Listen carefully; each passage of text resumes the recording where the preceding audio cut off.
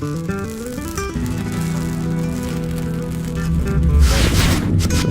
so this is an update on the boost pack, and I have not had an update video on this for a while because back in the beginning of 2014 I sold this car and I've gone to a fully electric car, so stay tuned for a video in the future with an overview on that car. I've been very happy with the all-electric car as my full-time commuter car. But I sold this car to a guy, and he had it here today, and I asked him if I could shoot a video and do some of the tests that I've had in the comments on my previous video. There's been just a ton of good questions and comments, and one of the questions a lot of people asked, they wanted me to disconnect the spark plugs and try cranking it and see how long the engine would crank with the spark plugs electrically disconnected. So we'll go ahead and do that test now and see how that turns out.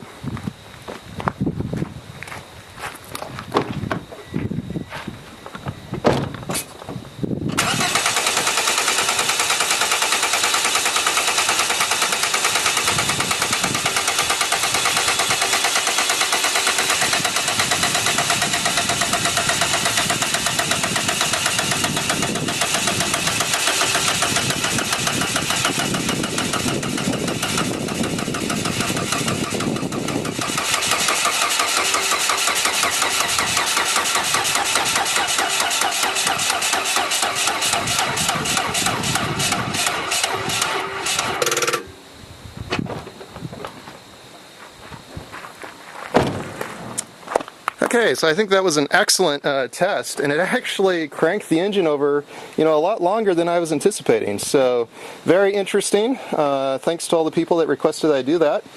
You can see that there was plenty of reserve power in a system like this to go ahead and start and crank your car up.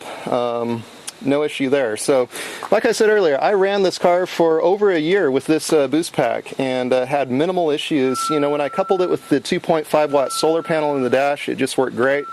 So, yeah, there you go. Okay, another question that came up a lot in the previous video on the boost pack was how do I charge the boost packs? A lot of times I'll just use my power supply. I'll use a traditional 12-volt battery charger. In this case, I'm just going to use a regular 12-volt car battery.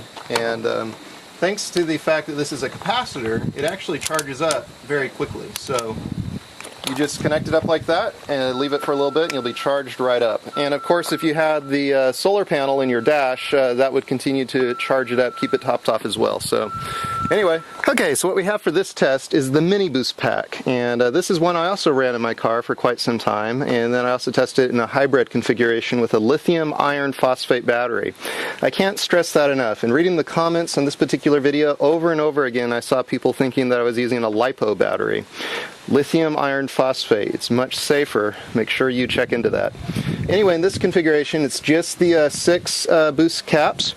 So it's just the small supercapacitor battery pack. I've got the spark plugs electrically disconnected. They are mounted in the car as normal, but they're just electrically disconnected. So we'll do a turnover test on this one and see how long it will crank the car before it runs out on the mini boost pack. Hey, one other thing, I do read the comments. Notice this time, no wedding ring. That was a good observation, guys. Thanks for the safety tip. And yeah, let's go for it.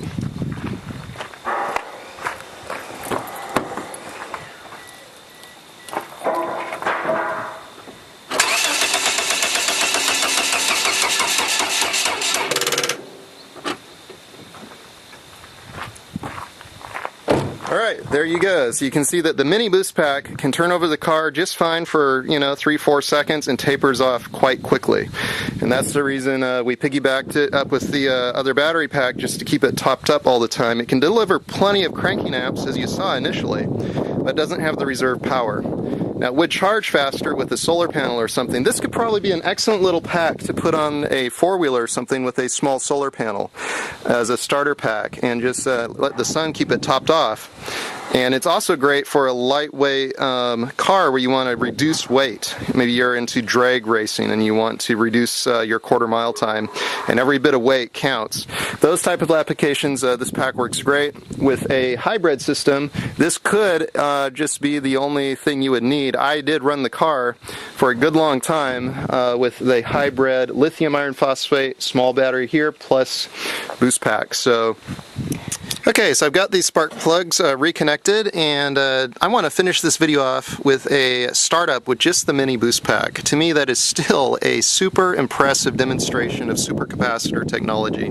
The fact that this little lightweight tiny pack can start this car right up, to me, is just amazing. And had a lot of fun with this, experimenting with this stuff when I owned this car, and I'm really enjoying the all-electric car, and like I said, continue to follow along for an update on that coming out soon. But yeah, let's go ahead and just do a startup on this and see how that mini boost pack working all alone works to start this car.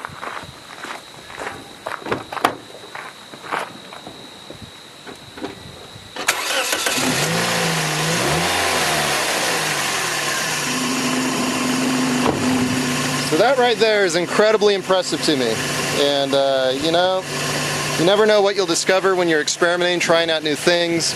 Lots of people said on the comments on this previous video that this was fake.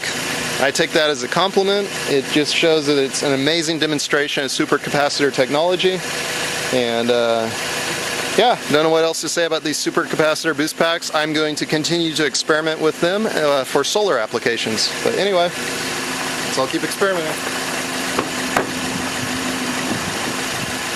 So, before we wrap up on the video, I thought I'd bring Jensen out here. He was working inside the shop, and he's actually never seen the mini boost pack in operation. Hey Jensen, what do you think? You think that can start this car up? I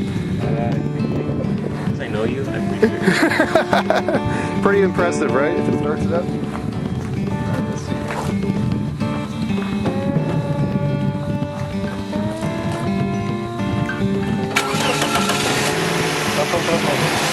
Wow. Oh wow. What do you think? You ever seen anything like that before? I need one of them. Just in case. Pretty cool. It's great for weight reduction in the car. If you're into drag racing or something, this weighs about 2 pounds. That is awesome.